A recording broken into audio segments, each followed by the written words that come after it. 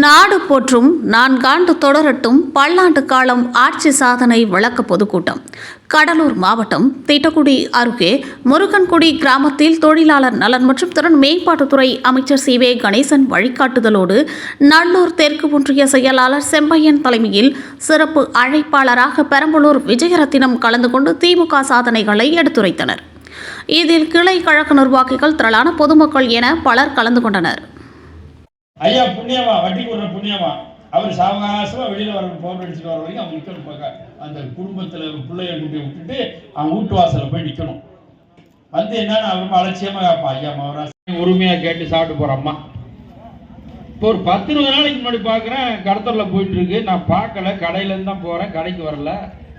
என்னடா அது, நமக்கு தெரிஞ்சம்மா அந்த காலத்துல இருந்து நம்ம கடையை விட்டு மாறாது, ஜெயங்கொண்டம் வந்தா கடைக்கு வராம போவாது, இது என்ன நம்ம கண்ணில் படாம இங்க கடத்தலுக்கு போயிட்டு இருக்கேன்னு சொல்லி நான் போய் பக்கத்துல போய் நின்று, எங்க வந்த நீ பாட்டு என் கண்ணிலே படாம போறேன்னா, அட ஒண்ணுல தம்பி, சும்மா வந்த தம்பி, இந்த கதையெல்லாம் பேசாத, நான் பச்சை பிள்ளைல இருந்து ஒன்று பாக்குறேன், என் வயசுக்கு 40 வருஷத்துக்கு மேல உன்னை கடைக்கு வந்துட்டு இருக்க போறேன் பாக்குறேன்.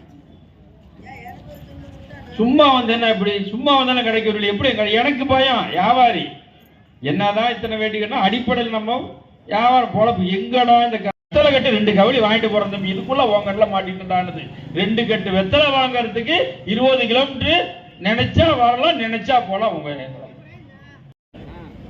அப்ப பெண்களுக்கு எல்லாம் மரியாதை இல்ல, எதுவும் இல்ல, போக்குவரத்து. இப்ப எனக்கு எல்லாம் பார்த்தா, உங்களை பார்த்தா பொறாமையா. ஆமா, நிச்சயமா.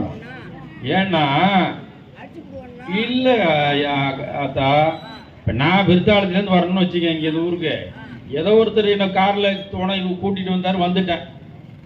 இப்ப வந்துட்டேன், செம்பியா இருக்காரு, அண்ணா இருக்காரு, ஒன்றிய செயலர் இருக்காரு, ஏதோ 2 இட்லி வாங்கி கொடுத்து திருப்பி போறது பஸ்ல காசு இருக்கான்னு சொல்லி பையில 10-50 கொடுத்து வச்சா நான் போய் சேரலாம்.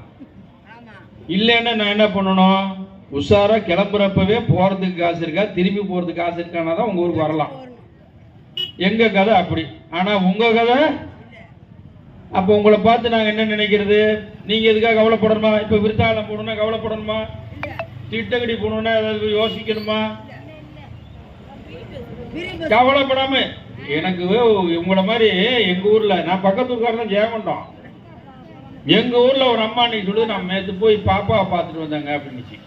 அப்பா அவங்க பொண்ணு என்ன தெரியும், குடும்பத்துல நல்ல பழக்கம்.